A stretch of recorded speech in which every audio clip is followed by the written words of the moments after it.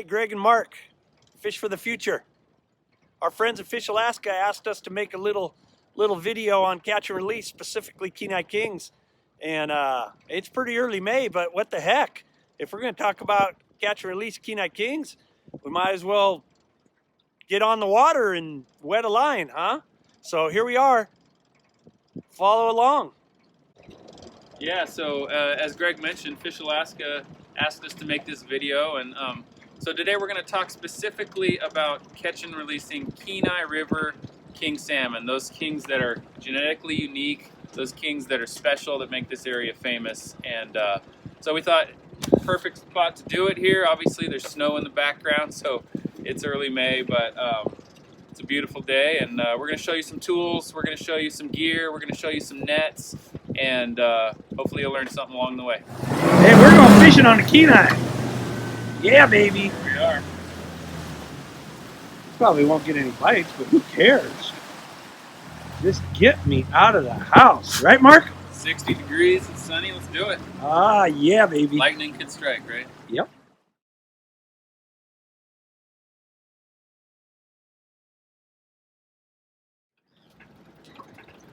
Okay, so the first thing we probably want to talk about when we're talking about catch and releasing king salmon, or any fish for that matter, is that you got to come with a plan. If you come out here willy-nilly without a plan, you're almost certainly going to have mistakes, and things aren't going to go the way that you want them to.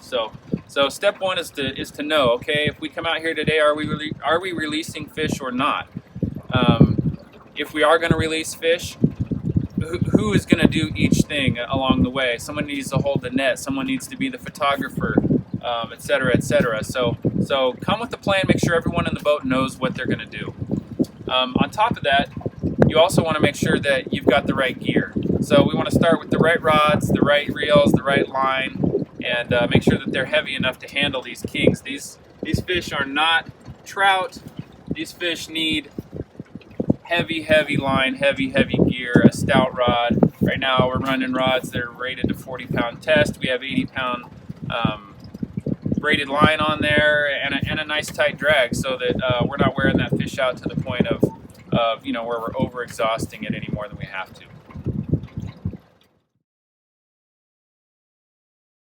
Mark talked about having a plan, and a big part of having a plan is having the right tools.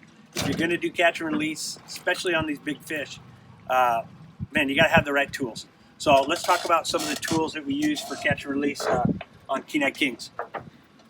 You don't need that, right? If you're going to do catch and release on Kenai Kings, you don't need that. But wait a minute, maybe you do. So if you get a bleeder and he's pumping real hard out the back of the gill, and he just lays over and he won't hold himself, you got to do the ethical thing, man. Catch and release is all about ethics, so don't forget your fish bonker. Pliers. These work pretty good. They especially work good for my buddy Mark here, because he likes to drop them overboard a lot. So these, you can buy these at a tool supply. They work good. They got a lanyard, and you can get in there like a pair of scissors. And pliers are really good. Have at least 2 pair, okay? Because you will drop them overboard. You can see these have been around the block. If you buy cheap pliers, they'll last you for years. If you buy high-dollar ones, you're going to drop them over the first day. Like that, see? So long neck ones, some people like those. Short ones, it's up to you. Total personal preference, but you got to have a couple pair of pliers. How about linesman pliers or dikes? You got to have wire cutters. And I'll tell you what, I love my Rapala. I love Shimano tools. They're great, but spend the extra money and buy Crescent brand or some high-dollar brand, because when you're running Gamakatsu hooks or a premium hook, you can't cut a 6/0, 7/0, 8/0 with $8 pliers. You just can't. You got to spend the extra money and have linesmen. Why would you cut a hook?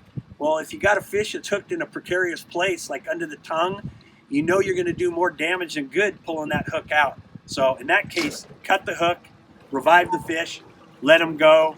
He's got a better chance letting him go with a piece of hook in him than he does bonking them and throw them in the fish box. So think about always bringing some dikes.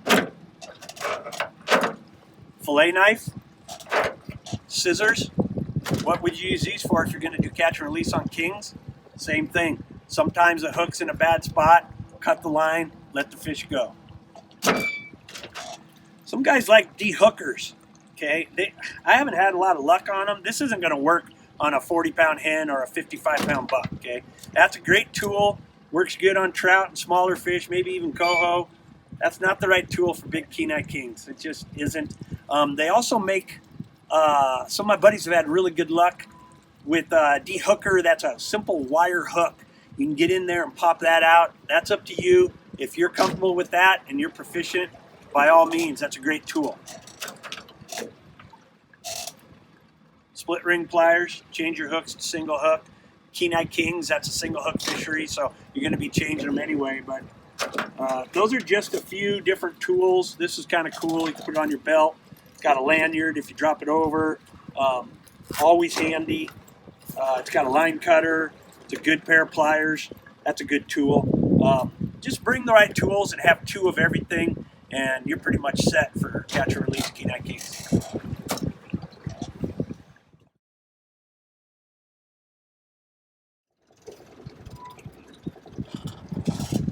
Okay, so Greg did a good job of talking about a bunch of the tools that we use for catch and release king salmon fishing, and he didn't talk about one that I want to mention, and that's chest waders.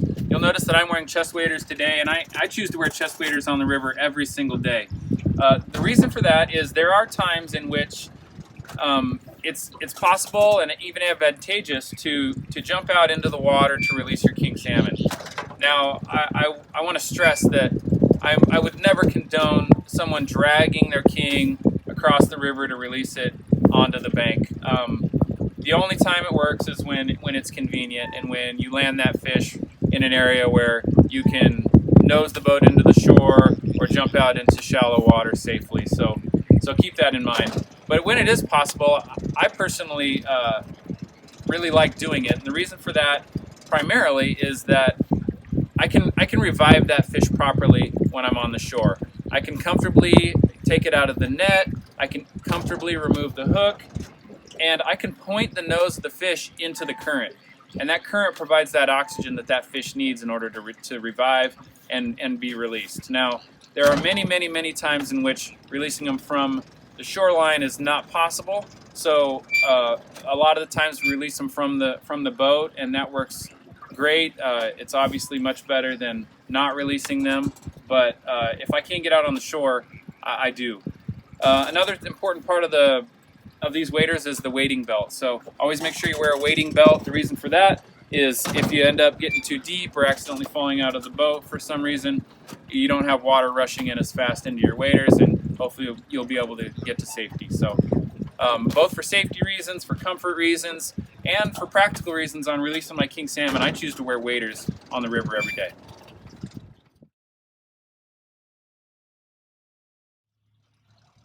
Hey, let's talk about nets a little bit, okay? Kenai king fishing, catch and release on the Kenai. You know, back when Mark and I were young, when we started king fishing back in the 80s and 90s, this was pretty much standard operating right here. This is a Linegar net. I don't think they even make it, but this is really light, and it's my favorite sockeye net. It goes through the water really easy and fast, but you can imagine a Linegar net on a 50, 60, 70-pound Kenai king. They are not exactly ideal. Let's just put it that way. They're not very strong yoke, and they're not very big. They fold. This isn't going to work too good. This is an ideal catch and release net. This is a Fraybill, and it doesn't really matter what brand it is, but this rubber basket is so easy on the fish, which is really important if you're going to release fish. The problem is that this net doesn't go through the water very quickly at all. There's a lot of drag, very difficult to net a fish with a tail that wide, okay? So, and obviously the hoop isn't big enough.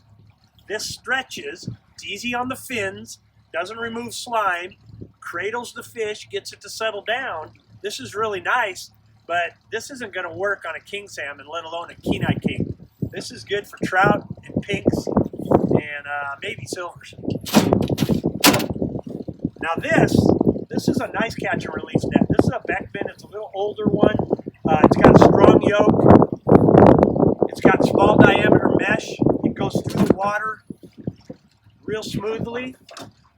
That's a nice net. It's knotless. Look at this basket. Mark, can you zoom in on this basket? It's knotless and it's rubber coated. Okay, that's going to be real easy on a fish that you want to survive. So that's really a nice material and nice basket.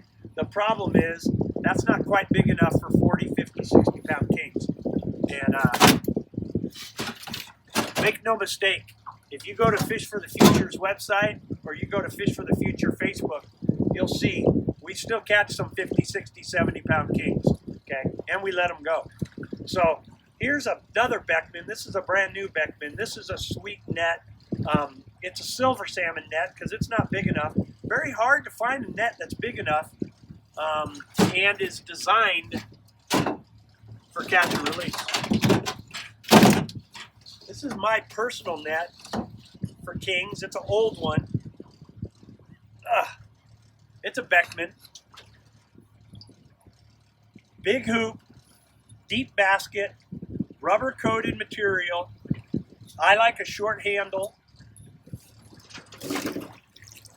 trap. That's a good net. That'll handle any king you hook.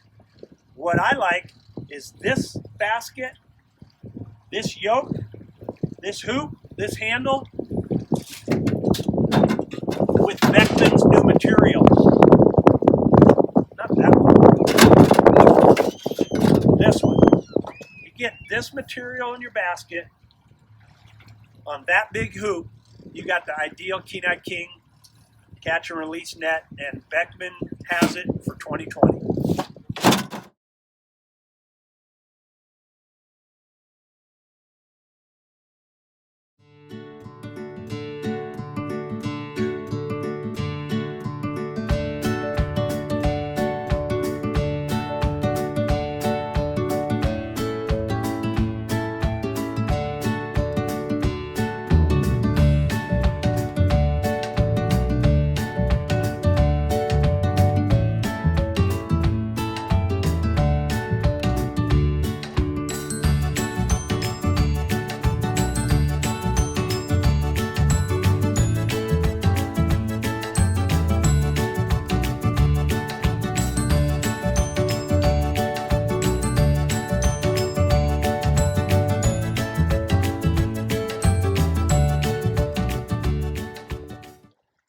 Well, we just wrapped up a quick day on the river here. No fish, but that's all right. Super early in the season. Hey, just wanted to wrap this up and make sure to remind you guys when you do decide to catch and release, there's a few things you need to keep in mind. Obviously, number one, come with a plan. Don't wing it. Number two, have the right tools, have the right gear. Consider wearing waders, and make sure you have the right net. It's going to be really important. If you do all those things, your catch and release experience is likely to be a lot more successful and go smoothly. So, you know, and another thing that we didn't mention is if you get a picture or two of your fish, that's great. But always keep in mind that the well-being of the fish is priority number one at all times, no matter whether you're releasing them from the boat, releasing them from the bank, whatever kind of net you have, whatever kind of tools you decide with, whatever your plan is. The well-being of the fish is number one. We need these fish on the spawning beds. So we hope you guys consider catch and release. If you ever have any questions, you can find us on Fish for the Future Facebook page. And Big fish matter, baby. Big fish matter.